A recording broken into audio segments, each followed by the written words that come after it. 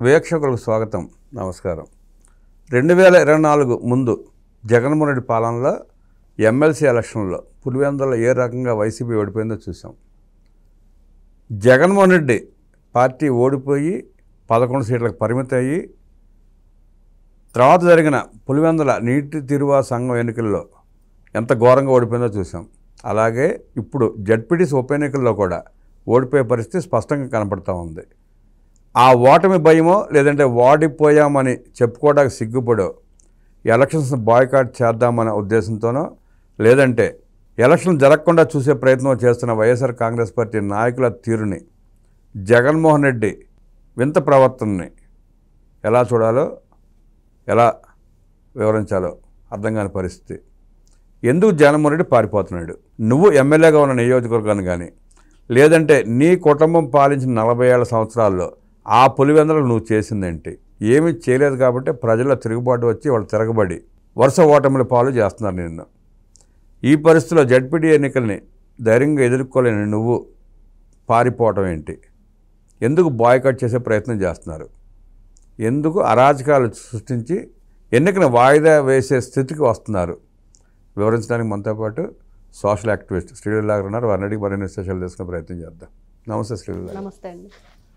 Pulivendula ZPTC ఉప ఎన్నిక YCP boycott చేస్తుందని కొంతమంది, లేదు అరాచకాలు సృష్టించి ఎన్నిక వాయిదా వేసే పరిస్థితి తీసుకొస్తారని కొంతమంది వాదిస్తూ ఉన్నారు, చెప్తా ఉన్నారు. దాన్ని ఎట్లా చూస్తారు, ఎట్లా విశ్లేషిస్తారు?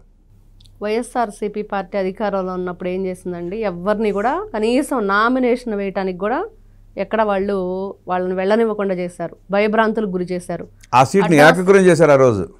మరి అదే వాళ్ళు అధికారంలో ఉన్నప్పుడు ఏం చేశారో మనం చూసాం. ఈ రోజున 11 పరిమితమై ప్రతిపక్ష హోదా కూడా లేకుండా పక్కన కూర్చుంటే ఏం చేస్తున్నారంటే ఇది ఈ విధంగా రెచ్చగొట్టడం. మరి వాళ్ళు ఏదన్నా అంటే వాళ్ళే గతంలో మనం విన్నాం, వాళ్ళ కార్లే వాళ్ళే బగలు కొట్టుకుంటారు, వాళ్ళని వాళ్ళే అటాక్ చేసుకొని మరి వేరే వాళ్ళు అటాక్ చేశారని చెప్పి చెప్తారు అని చాలా కథలు విన్నాం వైఎస్ఆర్సీపీ పార్టీ వాళ్ళు. ఈ రోజున కూడా అట్లాంటిదే. నిన్న సునీత గారు మరి అక్కడ రావటానికే ఇబ్బంది పడుతూ మరి ఆవిడ ప్రైవేట్ సెక్యూరిటీ పెట్టుకొని వచ్చింది. ఇక్కడ ఈవెన్ని టార్గెట్ చేస్తూ వీళ్ళు ఇట్లాంటివన్నీ కూడా స్టార్ట్ చేశారు ఆ గొడవలు. లేకపోతే ఎదురిగి ఓడిపోతాము, అదేదో ఓడిపోయాము అని అనిపించుకోవటం ఎందుకు? ఇప్పటికే 11 అని చెప్పేసి చాలా ఇబ్బంది చూసాం. పేర్ని నాని 11 అంటున్నాడు, అంబటి రాంబాబు 11 అంటున్నారు.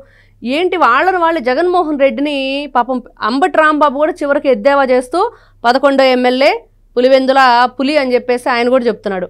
మరి ఈ పులివెందుల పులి ఏం చేస్తుంది అంటే, ఈ రోజున మీరు ఎమ్మెల్యేలుగా ఉండి అసెంబ్లీకి వెళ్ళరు, ఎమ్మెల్యేలుగా ఉండి మీ నియోజకవర్గాల గురించి మీరు మాట్లాడరు, ఎమ్మెల్యేలుగా ఉండి ఎప్పుడు కూడా శాలరీ తీసుకొని కూర్చోవడమే తప్పించి ప్రజలకు మీరు వరగబెట్టింది ఏదీ లేదు. కానీ ఈ రోజున ఈ జడ్పీటీసీ ఎలక్షన్స్ వచ్చేటప్పటికి బాయ్కాట్ చేసి వెళ్ళటానికి ఏముంది? బాయ్కాట్ చేయడానికి అసలు వీళ్ళకి ఏం అధికారం ఉంది అక్కడ? మీరు గుర్తు చేసుకుంటే పులివెందుల పులి కాదు, అది మచ్చల పులి అని నీటి సంఘం ఎన్నికలప్పుడే పులివెందుల పులి స్పష్టంగా చెప్పారు. అవును, మచ్చల పులి అని. సతీష్ రెడ్డి మాట్లాడినా, అవినాష్ రెడ్డి మాట్లాడినా, అసలు జగన్మోహన్ రెడ్డి వచ్చే మాట్లాడినా సరే వీళ్ళేంటి అనేది ఎలక్షన్స్లో చూసాం రాష్ట్ర వ్యాప్తంగా ఏం జరిగిందో. ఇంకా పులివెందుల్లో ఏంటి అంటే అక్కడ ఏదో జగన్మోహన్ రెడ్డి గెలిచాడనా? అదేమి 11వ ఎమ్మెల్యే గెలిచి ఏం చేశాడు? అధికారంలో ఉన్నప్పుడు ఏం చేశాడు? ఇప్పుడు 11వ ఎమ్మెల్యేగా గెలిచి అక్కడ ఏం చేశాడు? చేసింది ఏమీ లేదు. వీళ్ళు కేసులు ఏమైతే ఉన్నాయో గతంలో అవి బయటకు రానికుండా చేసుకోవటం, ఈయనేమో బెయిల్ మీద బయట తిరుగుతా ఎన్ని రోజులు మనం బయట ఎన్ని సంవత్సరాలు ఉండాలని చెప్పేసి ఈయన చూసుకోవటమే తప్పించి ఎక్కడ ఆ ఊరి ప్రజలకి, ఆ నియోజకవర్గ ప్రజలకి ఆయన వరగబెట్టింది ఏదీ లేదు. ఈ రోజున చూస్తే గతంలో మనం ఎన్నో చూస్తాం వీళ్ళు చేసిన అరాచకాలు. మళ్ళీ అదే అరాచకం చేస్తూ అంటే ఎదురుగి ఓడిపోతాము, ఆళ్ళేనమ్మా మధ్యలో ఓడు అన్నట్లుగా వీళ్ళేంటంటే ఎదురుగి ఓడిపోయే వాళ్ళం ఎదుటాళ్ళ మీద ఏదో ఒకటి వేసి వెళ్ళాలి కదా అన్న రీతిగా ఇలాంటి కార్యక్రమాలన్నీ చేస్తూ మరి ఎన్నో విధాలుగా అక్కడ సంఘ విద్రోహ శక్తులుగా వీళ్ళు తయారయ్యారు. ఒక రోజు కాదండి, 5 సంవత్సరాలు చూసాం వీళ్ళు ఏంటి అనేది.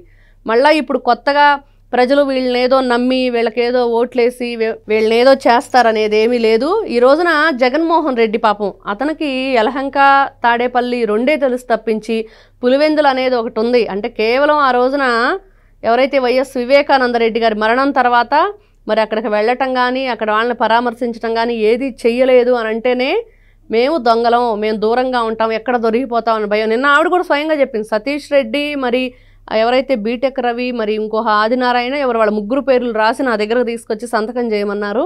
ఆదినారాయణ రెడ్డి గారు బీజేపీ ఎమ్మెల్యే. మరి వీళ్ళు ఎన్ని విధాలుగా ఆవిడ మీదే స్వయంగా వీళ్ళు ఏ విధంగా కేసులు పెట్టారు, అల్లుడి మీద కూతురు మీద. ఇట్లాంటి వ్యక్తులు అసలు ఎలక్షన్లో వాళ్ళు బాయ్కాట్ ప్రజలే చేశారు మిమ్మల్ని ప్రజలే చేసి 11కు పక్కన పడేస్తే ఈ రోజున మీరు చేసేదేముంది? వీళ్ళు ఏదో చెప్పాలని ఏదో చెయ్యాలని ప్రజలకు ఏదో మసిబూసి మారేడుకాయ చేద్దామని చెప్పి చూస్తున్నారు, కానీ అది జరగని పని. ఆల్రెడీ ప్రజలు మిమ్మల్ని బాయ్కాట్ చేసి పక్కన పడేశారు. మీకు పరిపాలన చేత కాదు, పరిపాలనలో అవినీతి చేశారు. ఈ రోజున 11 సీట్లు వస్తే దానికి చేసే న్యాయం ఏంటి? ఇందాక విన్నాం కదండి, తమ్మినేని సీతారాం గారు అబ్బాయి ఏం చెప్తున్నారు, ఏం చేయాలి అసెంబ్లీకి వెళ్ళి అంటున్నాడు. ఒక సీట్ వచ్చినా కూడా ప్రతిపక్ష హోదా ఇచ్చారంట అక్కడెక్కడో తమిళనాడులో. మరి అలా ఇవ్వాలి, జగన్మోహన్ రెడ్డికి హోదా ఇస్తేనే వస్తాడన్నట్లుగా. అతని ఉద్దేశం ఏంటంటే కూటమి సభ్యులు అసెంబ్లీలో కాఫీ టీలు కూడా తాగట్లేదు, ఆ కప్పులు కూడా ఏరే అవకాశం మాకు ఇవ్వట్లేదు, అందుకని మేము ఏం చేయగలుగుతాం వెళ్ళాలని అన్నట్టు ఉంది. అలానే ఉంది. ఇక్కడ ఏంటంటే నిజంగా ప్రత్యేక హోదా తీసుకొస్తానని చెప్పేసి గతంలో జగన్మోహన్ రెడ్డి గారి మాటలు విన్నాం. ఎప్పుడు వస్తుంది ప్రత్యేక హోదా, ఎక్కడుంది అన్నట్లుగా. ఈ రోజున ప్రతిపక్ష హోదా కూడా లేకుండా పక్కన పడేస్తారు ప్రజలు. తెలిసింది నీ ప్రత్యేక హోదా ఏంటో వాళ్ళకి అర్థమైపోయింది, నువ్వేం చేస్తావు, ఏ విధంగా దోచుకుంటావు అని. కాబట్టి వీళ్ళు జెడ్పీటీసీ కాదు ఇంకోటి ఆల్రెడీ రాష్ట్ర వ్యాప్తంగా మిమ్మల్ని బాయ్కాట్ చేశారు. గుర్తుపెట్టుకోండి, అతి త్వరలోనే మీ పార్టీ లేకుండా పోతుంది. మీరు బాయ్కాట్ చేసేదేంటి?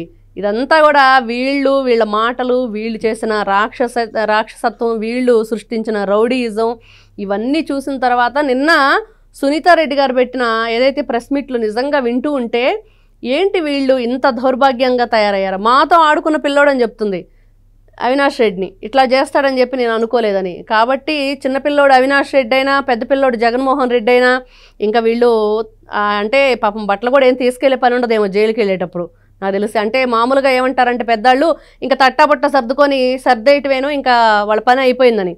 కానీ వీళ్ళు తట్టాబుట్ట కూడా సర్దాల్సిన పని లేదు, తీసుకెళ్ళి లోపలేసేసారంటే ఇంకా ఎప్పుడు వస్తారో కూడా తెలియని పరిస్థితి.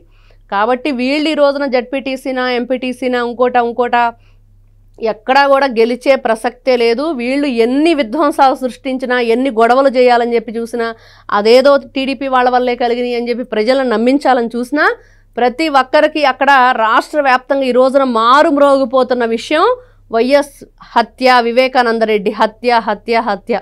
మరి ఎవరు పాత్రదారులు, ఎవరు సూత్రధారులు? ఎన్నోసార్లు ప్రెస్ మీట్ పెట్టి మరి ధైర్యంగా చెప్పిన వ్యక్తి దస్తగిరి. నేనే గొడ్డలి కొనుక్కొచ్చాను, నేనే ఫోన్ మాట్లాడాను, వీళ్ళందరూ నాకు డబ్బులు ఇచ్చారు అని చెప్పి.